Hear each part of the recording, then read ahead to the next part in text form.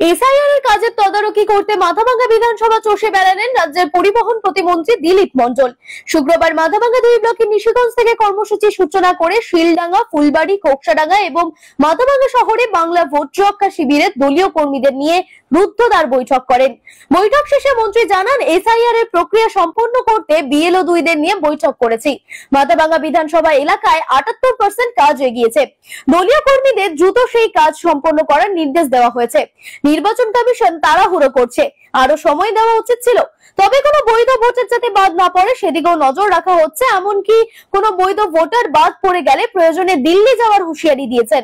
এদিন মাথাভাঙ্গা শহরে প্রথমে মন্ত্রী দিলীপ মণ্ডলকে দলের বিভিন্ন সংগঠনের পক্ষ থেকে সংবর্ধনা জানানো হয়। তারপরে এই রুদ্ধদ্বার বৈঠকটি অনুষ্ঠিত হয়। এদিনের এই বৈঠকে মন্ত্রী দিলীপ মণ্ডল ছাড়াও উপস্থিত ছিলেন প্রাক্তন মন্ত্রী বিনয় কৃষ্ণ বর্মন, হিতেন বর্মন, গিরীন্দ্রনাথ বর্মন, শহর ব্লক তৃণমূল কংগ্রেসের সভাপতি বিশ্বজিৎ রায় সহ আরো অন্যান্যরা।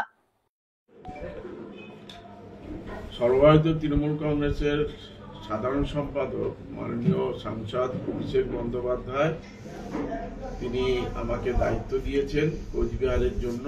এসআইআর যে চলছে এই জায়গা থেকে আমাদের কর্মীরা, আমাদের যারা বিএলও 2 অন্যান্য যারা নেতৃত্ব আছে তাদেরকে নিয়ে যাতে বৈধ ভোটার কোনোভাবে না যেন বাদ যায়, সেই জায়গা থেকে তাদেরকে আমরা বলে দিলাম যে কিভাবে পার্সেন্টেজটাকে বাড়াতে হবে। পার্সেন্টেজ বলতে যে আমাদের বিএলও 2রা যারা কাজ করছে তাদের সাথে সবসময় আমাদের যোগাযোগ রাখতে হবে, সকালে একবার যোগাযোগ।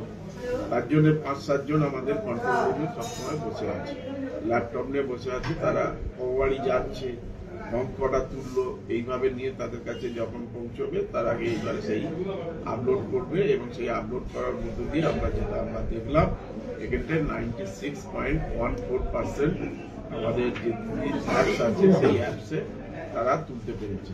কিন্তু সরকারিভাবে যে জায়গাটা রয়েছে সেখানে 73% ছিল গতকাল পর্যন্ত। আজকে যেটা পঞ্চায়েত সমিতির সভাপতি সাবলু বর্মন সে বললো যে 78% হয়ে গেছে ডিজিটাইজেশন। সেখানটায় আরো আমরা বলেছি যে ভিডিও যাতে তাদেরকে নিয়ে যাতে ফর্মগুলো অন্তত জমাটা আগে হয়ে যাক, তারপরে আপলোড করতে যদি 1-2 দিন দেরি হয় হোক, কিন্তু মানুষ না যেন বঞ্চিত হয় তার অধিকারের জায়গা থেকে। সংবিধানের যে মর্যাদা, সম্মান এবং নাগরিকত্ব দিয়েছে সংবিধান, সেই জায়গা থেকে আমাদের দলের কর্মীদের দায়িত্ব, দায়বদ্ধতা সবাইকে যেন সেই ফর্মগুলো জমা করিয়ে নিয়ে বিএলওদেরকে সঙ্গে রেখে আমাদের তাদেরকে পাশে থেকে আমরা এইগুলো বিডিও অফিসে আমরা তাদের ভোটাধিকারের যে জায়গাটা আমরা নিশ্চিত করে দিতে চাইছি। এসআইআর নিয়ে কোনো সমস্যা হচ্ছে কি? এসআইআর নিয়ে কিছু উস্কানিমূলক কথাবার্তা বিরোধী দলের নেতা তিনি বলছেন যে যারা অনুপ্রবেশকারী তাদেরকে বাংলাদেশ চলে যেতেই হবে, বার করে দেবো। এই জায়গা থেকে মানুষ কিছুটা আতঙ্কিত হচ্ছে, তারা হতাশাগ্রস্ত হচ্ছে। হতাশাগ্রস্ত জায়গা থেকে অনেকেই আত্মহত্যা করছেন। এটা আমাদের কাছে খুবই দুঃখের, এটা আমাদের কাছে খুব বেদনাদায়ক। এই জায়গা থেকে আমরা মানুষকে আশ্বস্ত করতে চাইছি, যারা আমরা আমাদের তৃণমূল কংগ্রেসের নেত্রী মমতা বন্দ্যোপাধ্যায় তিনি বলেই দিয়েছেন, আমরা এই দেশে সবাইকে নিয়ে আমরা ভালো আছি, শান্তিতে আছি। সকল সম্প্রদায়, সকল বর্ণের, সকল ধর্মের মানুষকে নিয়ে বাংলা যে শান্তির মধ্যে দিয়ে আছে, এই জায়গাটা কোনোভাবে বিশৃঙ্খল করা যাবে না। ওরা বিশেষ করে বিজেপি যে সরকার, তারা চেষ্টা করছে যে কোনো ভাবে যে কিছু ভোট তারা যেন বাদ দিতে পারলে তারা মনে হয় এখানে জিতে যাবে। এটা একটা মূর্খের স্বর্গে বাস করার মতন জায়গা। আমরা আমাদের সেই দায়িত্বের জায়গা থেকে আমরা মানুষ হিসেবে মানুষের পাশে থাকার যে দায়িত্ব, সেই দায়বদ্ধতার মধ্য দিয়ে, কাজের মধ্য দিয়ে আমরা কর্তব্য পালন করছি। এইটুকু আমরা করলে আগামী দিন আমরা নিশ্চিত যারা মানুষের সঙ্গে থাকে, মানুষ তাদের সঙ্গেই থাকে। এর আগে যতবার এসআইআর হয়েছিল তো মানুষ তো বুঝতেই পারেনি এসআইআর হয়েছে, এবার এই পরিস্থিতি তৈরি হলো কেন? তৈরি হলো নানা রকম উস্কানিমূলক কথাবার্তার জন্য। 12টা রাজ্যে এসআইআর হচ্ছে, তার মধ্যে কিন্তু আমাদের পশ্চিমবঙ্গ সবচেয়ে আগে। এই জায়গাটা আমরা মনে করছি এটা ভোট যুদ্ধ। ভোট যুদ্ধের আসল জায়গাটা হলো ভোটার লিস্ট।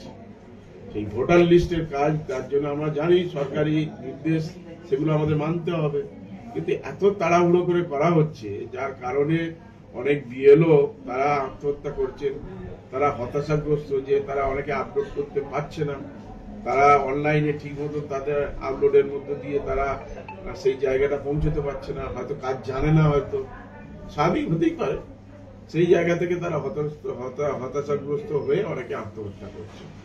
এই জায়গা থেকে একটা সারা জায়গায় একটা সারা পড়ে যাচ্ছে যে এই এখানে এটা মনে হয় এসআইআর মধ্য দিয়ে, আর তাদের যে বিভিন্ন ভাবে তারা উস্কানিমূলক কথাবার্তা যেগুলো বলছে, এটাই থেকেই একটা বিভ্রান্তি হচ্ছে, তা নাহলে কোনো অসুবিধা হতো না। সব জায়গায় দাঁড়িয়ে কি আরো সময় বাড়ানো উচিত ছিল বলে মনে হচ্ছিল? এই যে 7 তারিখে খসড়া ভোটার তালিকা বার হবে, তারপরে অনেকে বাদ যাবে, বা যদি তার ডকুমেন্টস অনেক সময় যদি দেখা যায় আনতে হবে অন্য জায়গা থেকে, সেখানে তার তো সময় পাবে না। তাহলে তার যে অধিকারের জায়গাটা, সংবিধান যে অধিকারটা দিয়েছিল, মর্যাদা দিয়েছিল, সেইটা তাদের খর্ব করা হবে, তাদেরকে বিরত রাখা হবে ভোট থেকে, এটা তো অমর্যাদা। আগাম বলে দেওয়া হচ্ছে লক্ষ লক্ষ ভোটার বাদ যাবে, কি বলবেন? যারা মারা গেছে তারা তো বাদ যাবে, বাদ বাকি তো জোর করে বাদ দিলেই আমরা, আমাদের নেতা অভিষেক বন্দ্যোপাধ্যায় বলেছেন আমরা দিল্লি পর্যন্ত আমরা চলে যেতে পারি, আমরা বাঙালি সহজে ছেড়ে দেবো না। আপনার নাম? দিলীপ মণ্ডল, পশ্চিমবঙ্গ সরকারের পরিবহন দপ্তরের রাষ্ট্রমন্ত্রী।